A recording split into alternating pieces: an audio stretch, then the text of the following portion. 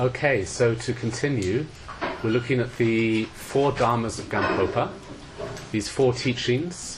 The first one was turn the mind, may the mind turn towards the Dharma.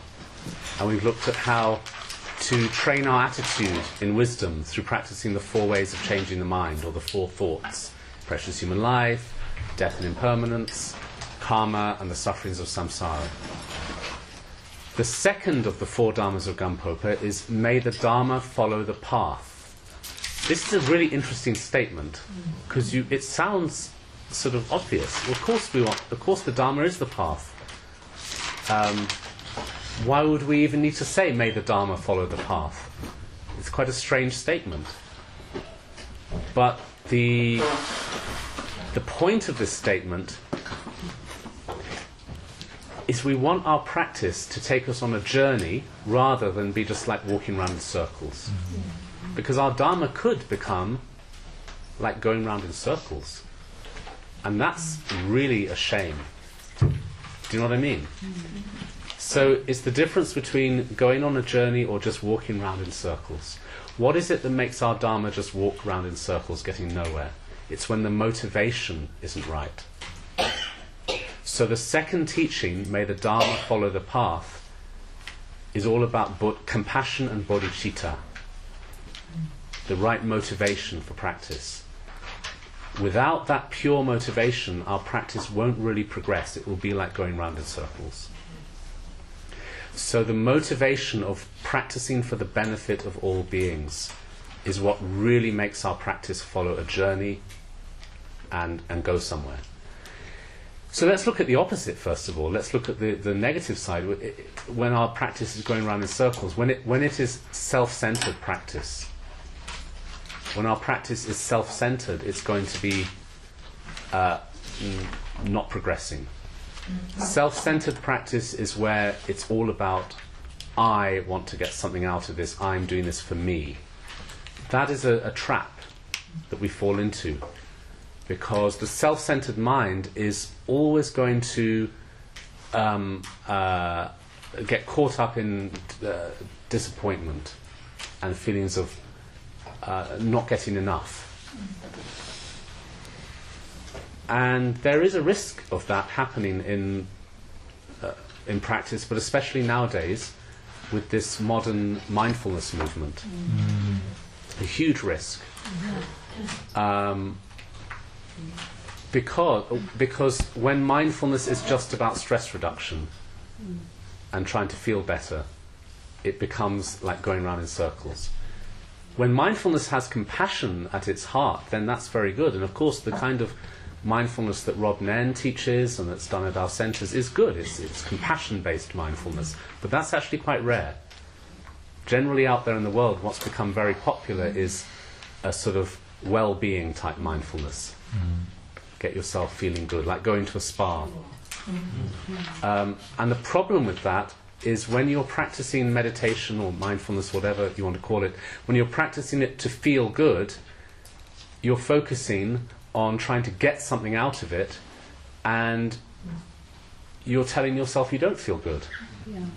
If you're searching for well-being, you're telling yourself you have a lack of well-being. So the more you practice, the more miserable you feel. Do you know what I mean? It's a trap. And I remember when I was first a monk, I went through a very weird period of that.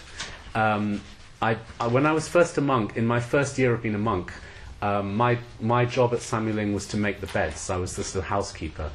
And it was a very good job. It was the best job you could have, because nobody told you what to do. You just I'd go into the office in the morning and they'd say, right, these are the rooms that need cleaning, make sure it's done by the afternoon, and I'd just kind of potter around and do the rooms, and I'd go and sit in the rooms and just hang around. And I really got into meditating. I'd go and sit on people's floors and meditate, and just slowly do my work, make the bed, go and do some more meditation.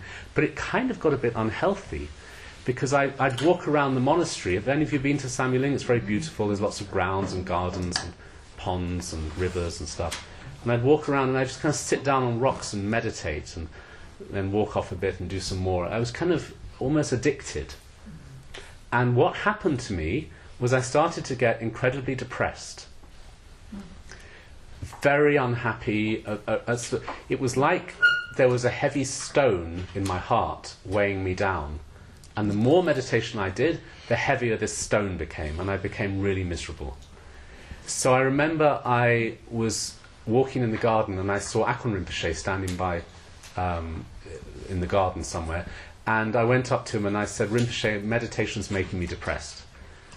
And he said, "It's not meditation that's making you depressed, it's you who is making you depressed." And I said, "What do you mean?" And he said, "You are a junkie, and you're meditating like a junkie. You're addicted to a feeling, and you're meditating to try and get high." And it was such a eye-opener, because I realized he was right. I was trying to get a feeling. I was sitting down to try and feel good and get a kind of a good feeling, a joy, a happiness. I was becoming like a junkie, looking for a high. And there was no compassion, there was no sense of wanting to do this for others, there was no path. It was just a kind of self-indulgent trip. And that was a big eye-opener. It helped me to really start to look at changing my attitude to practice. And there is a lot of that going on in the world. People who run from centre to centre, workshop to workshop, to try and get that kind of high, that kind of bliss. It's very prevalent in the world of yoga. Yoga is a very pure thing, but it's become kind of slightly commercialized now, and people are just jumping up and down to try and holding their breath and trying to get dizzy. It's become a bit silly, really, whereas traditional yoga is very different, isn't it? And mindfulness, when it's about trying to feel better, you end up just feeling worse. So on the other hand, we want our practice to follow a journey, which means to dedicate it to all beings, to have the sense of compassionate motivation, so we're not holding on to results, we're giving our practice away all the time, and that's how it will progress. So compassion is the key, dedicating the practice to others, not holding on to it. In a way, that's a very simple thing to do, because all you need to do is, every time you sit down to practice, start and end the session with a moment of dedication. The motivation to benefit others, then you do the practice, then at the end you dedicate the practice to all beings. That's kind of simple, but what's more difficult is to live that, which means to live a life of service.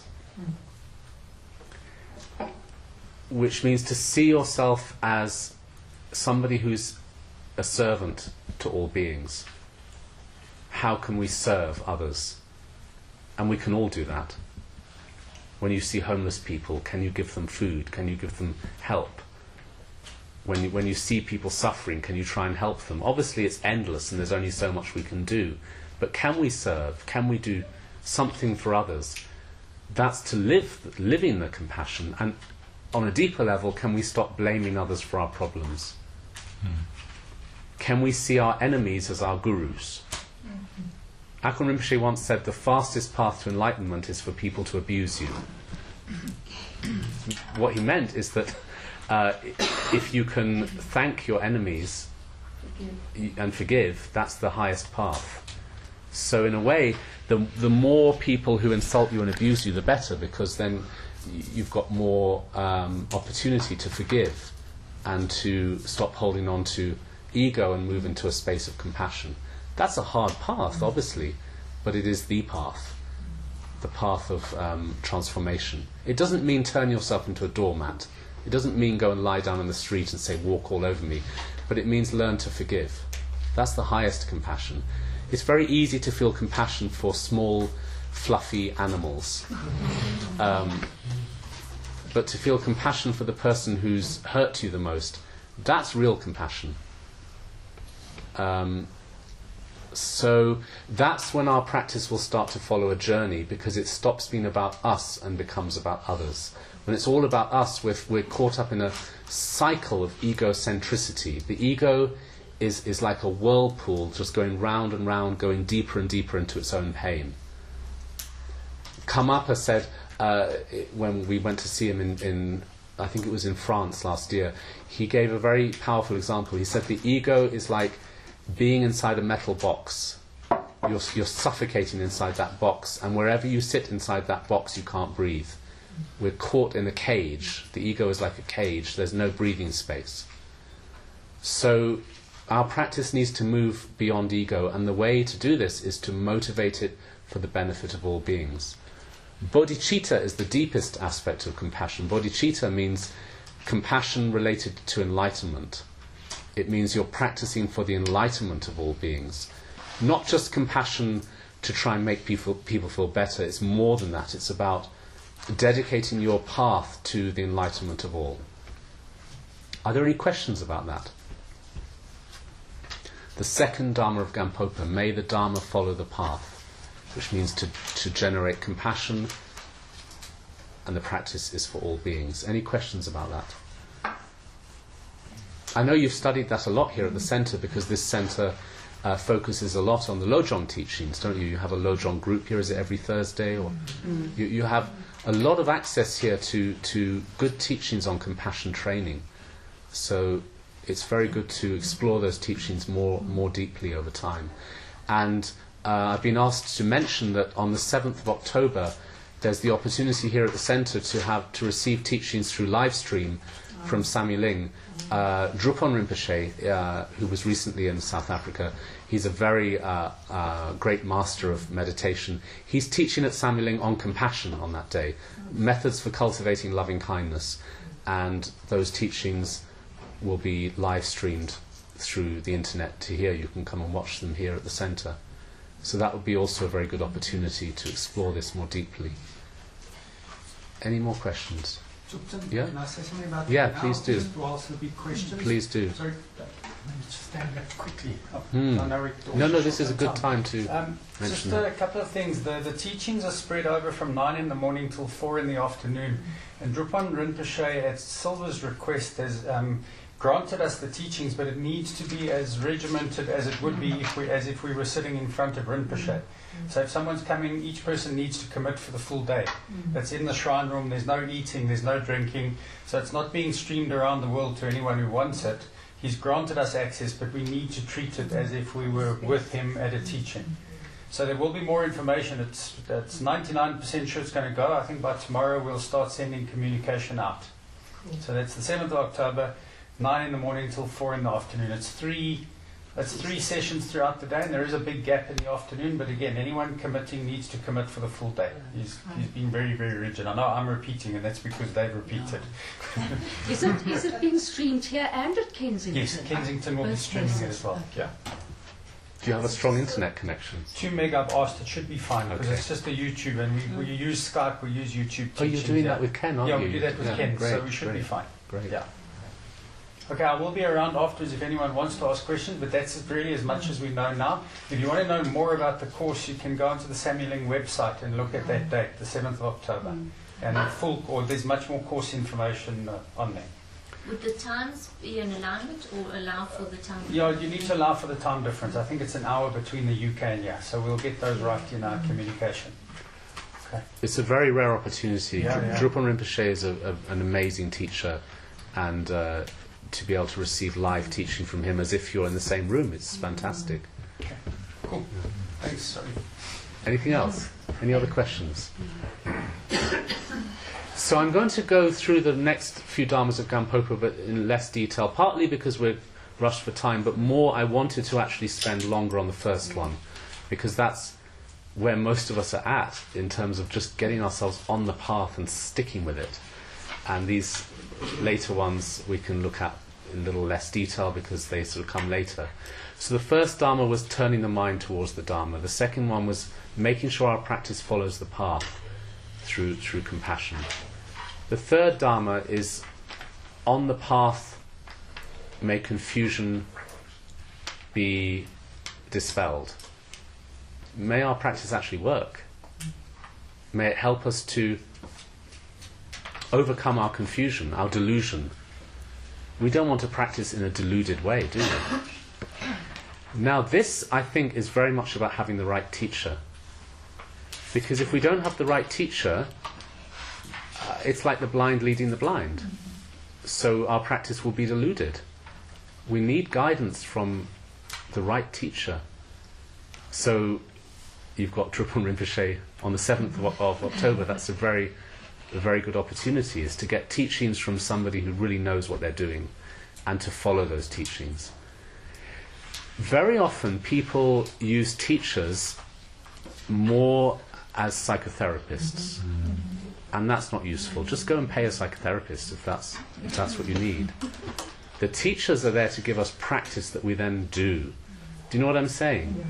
And so that's why people struggle with this, because they think, well, I need a teacher I can talk to every day so I can tell them my problems and they can make me feel better. But that's not really what a teacher is for. A teacher is there to give us the Dharma and then we go and do the work. It's like going to the doctor and they give you medicine. You have to then go and take the medicine.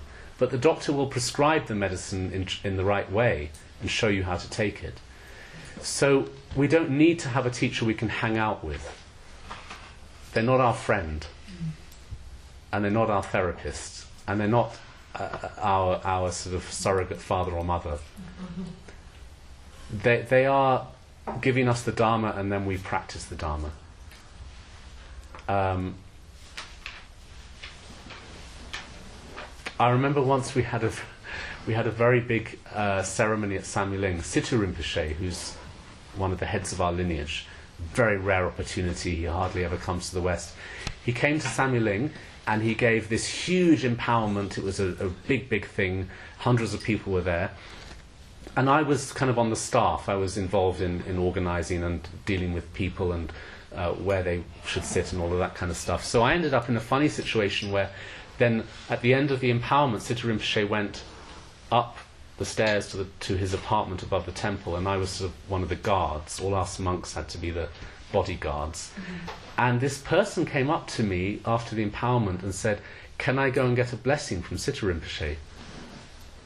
And I said, "But you've just had one." "But I want a personal blessing." And I said, "You just had a blessing. He just gave you the Chenrezig empowerment. Why do you need another one?" But I also felt very sorry for this person, because I could see this great need to have some personal contact.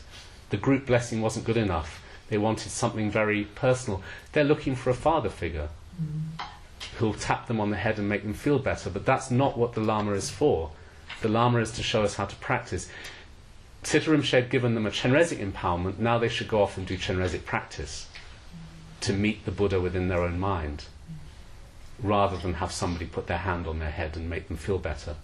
But that's a difficult thing for all of us, because many of us have a kind of parental deficit disorder. Do you know what I mean? So then we're looking for daddy or mummy. And I'm like that too. I understand that mentality. But we need to steer away from that and see the teacher as the teacher.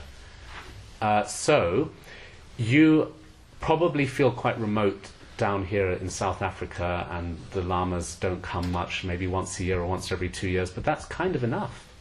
It really is, because they're giving you practice that you would then go off and do.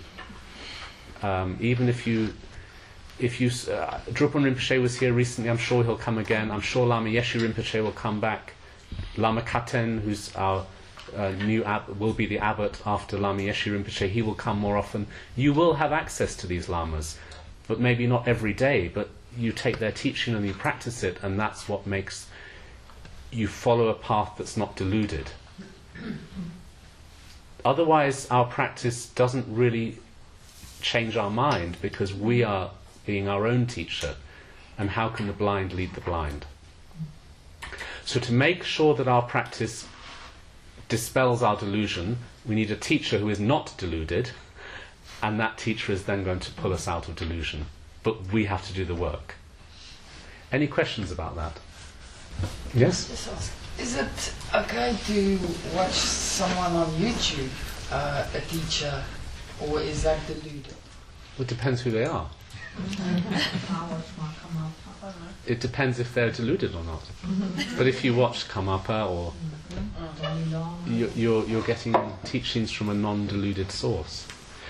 But there comes a time in your practice when you need to maybe have an interview with the Lama and talk about your practice, and they can guide you. That can become quite important after a while. Not from day one necessarily, but after a while then you need to say, well, I've been meditating and it's like this or like that, and they might say, no, you should do it like this instead. That becomes an important relationship. Yeah. The huge problem is, I have never been to Samye, and I need someone to tell me, do this. But they come here. You just went on Drupal Rinpoche's retreat, didn't you? Well, he didn't. He kind of said, if you want to be his disciples, go join his monastery. But he gave a week. He gave a week of teachings, so he gave you teaching according to what you needed. Because he will. He's a realized master, so he will teach exactly according to what the people in the room need. Yeah, I'm doing what he told me. So you're fine.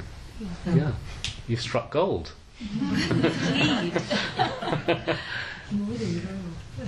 Anything else? Okay, then the fourth Dharma of Gampopa, which is the most esoteric, is the Vajrayana level, which is, may confusion itself arise as primordial wisdom. This is the Vajrayana level of the teachings. What that is referring to is the Buddha nature. That we seem like this confused, samsaric individual. We seem like that. But actually, our essential nature is Buddha. The confusion itself is wisdom in its essence. So how can we access that understanding? Well, we can do practices such as Chenrezig. Do you do Chenrezig here in the centre? Nantara, Guru Rinpoche. Chenrezig especially, because that's the most accessible Vajrayana practice. What are you doing in those practices? You're visualizing all beings and yourself as the deity, Chenrezig. So you are directly connecting with your pure essence. So the confusion is transformed into wisdom. This body, which normally seems like flesh and blood, you are relating to it as the body of light, the body of the deity. This speech that we have that normally seems just ordinary speech, we're relating to it as the sound of mantra. And our mind, which normally seems like ordinary, solid thoughts and emotions, we're relating to as the mind of the deity. So within the ordinary body, speech and mind, it is the essence of the deity, deep down inside. Poison has wisdom inside it if we learn to see it in the right way.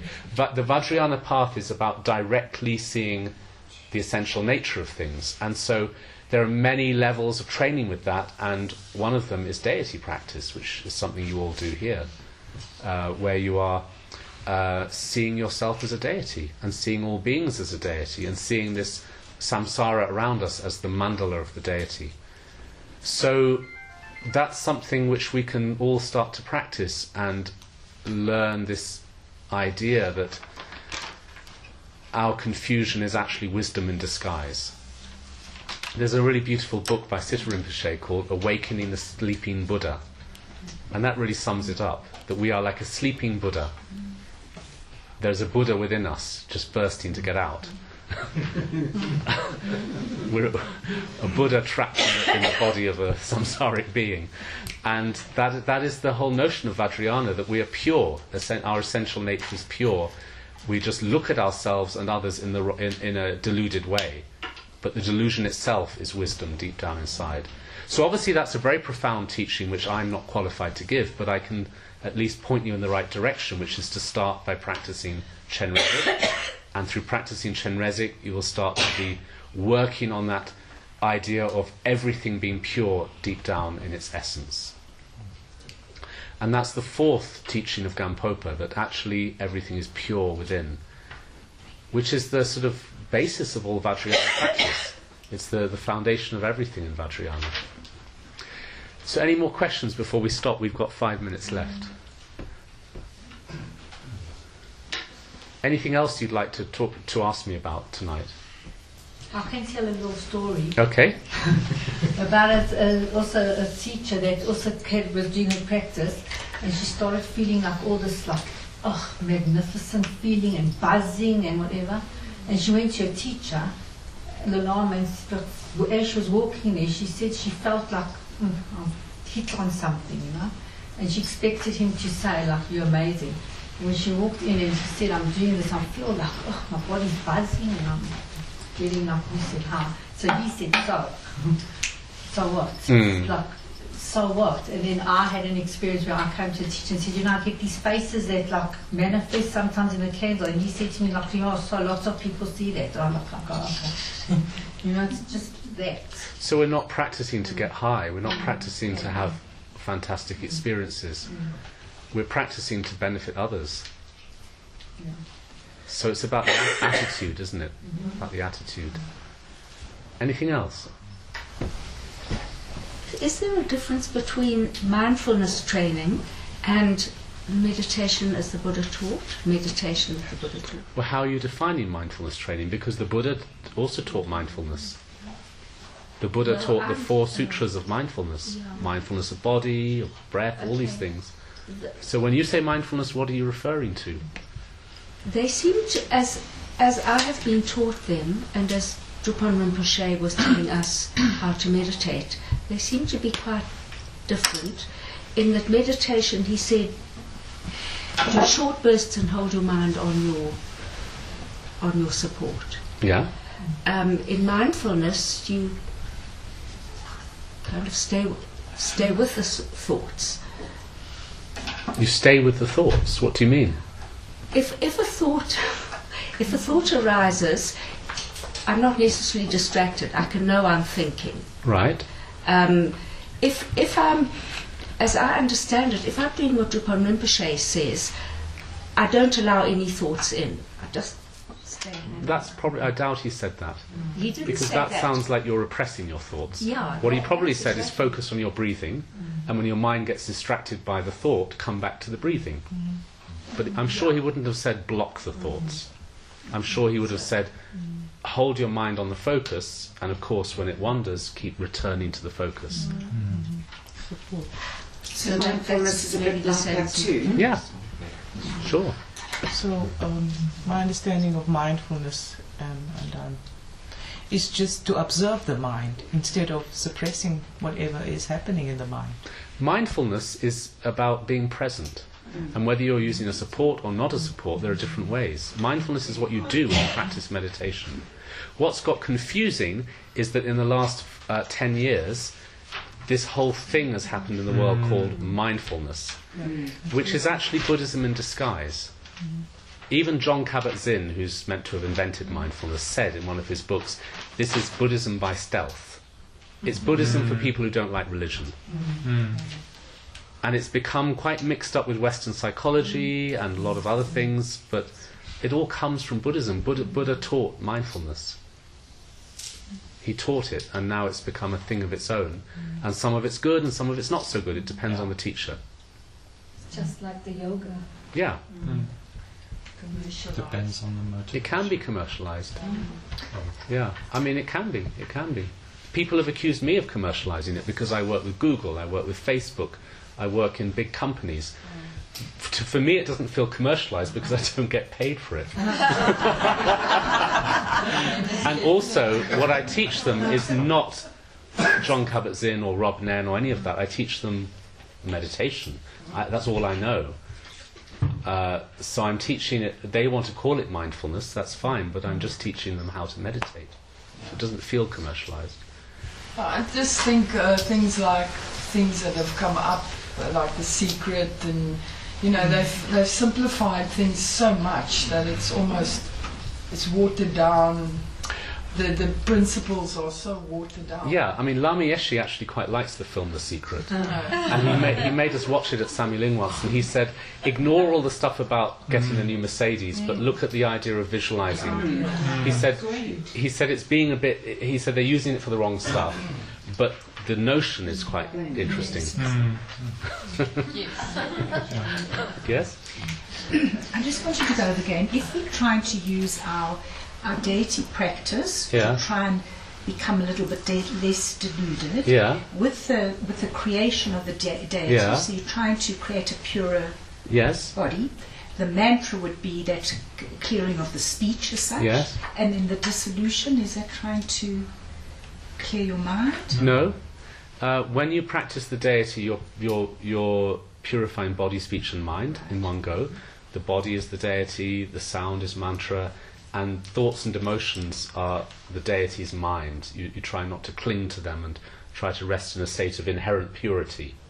The dissolution is about learning to not even cling to reference points, because the deity also becomes a reference point. The dissolution also has a lot to do with preparation for death. There's much more to it, but that's a simple way of expressing it. Yeah. Anything else? Your questions are really fantastic. You're all thinking really deeply about this stuff. Thank you. Yes?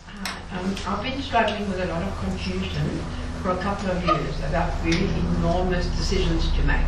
It's been like this decision versus that decision. Okay. etc. And when you get to your final decision making, how do you know that is correct anyway? How do you get into that state of acceptance that is the right one? I find that very difficult. I think there are two ways. There's probably many ways, but let's just look at two for now. One is make your decisions based on compassion rather than ego. If you have a decision to make, what choice will bring more benefit to more people? Or what choice is leading me down the path of ego? That's one way of deciding, isn't it?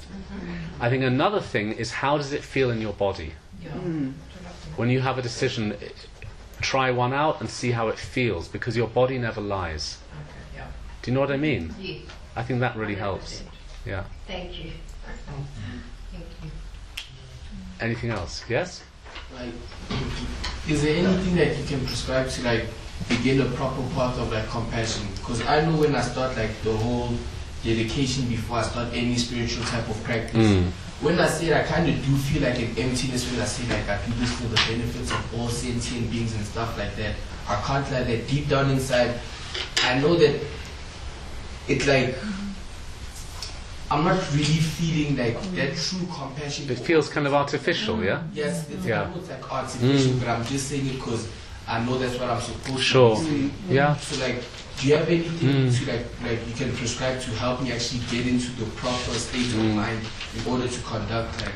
Yeah, I mean, what you say is very honest. It's true, that's how it feels. We're just rattling off a prayer. And how do we really feel it? Well, we need to study the teachings of compassion.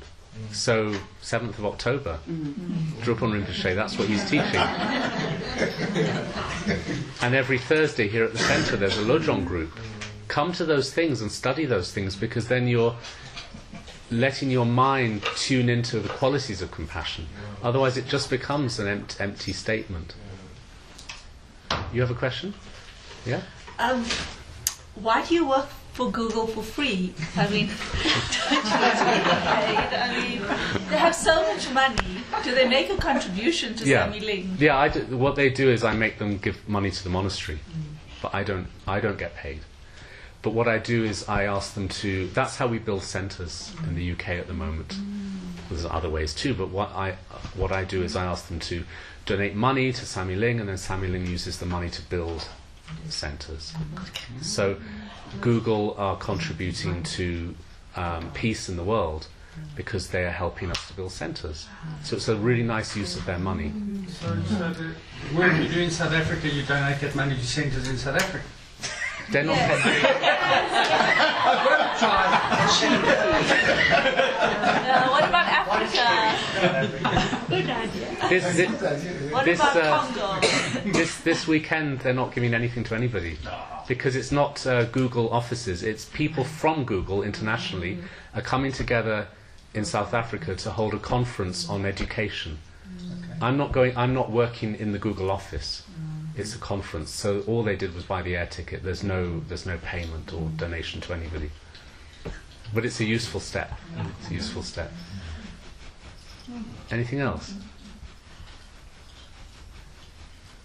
Okay, well, I hope it was useful. And I'm happy that we had some time together. I hope to see you all again soon. Let's say a short prayer of dedication. O sanandi tambe zebani tone niepe dranam pamshene shega nashi balandrupani sipe sole drowan drowan. So I was with Lama Yeshe Rinpoche a couple of days ago, and he sends you all his best wishes, and he says he's hoping to come to South Africa next year. Yay. And he's hoping to bring his successor, Lama Katen, and introduce him to all the centres. So he wanted to let you know that next year is looking good. He's hoping to come. Thank you.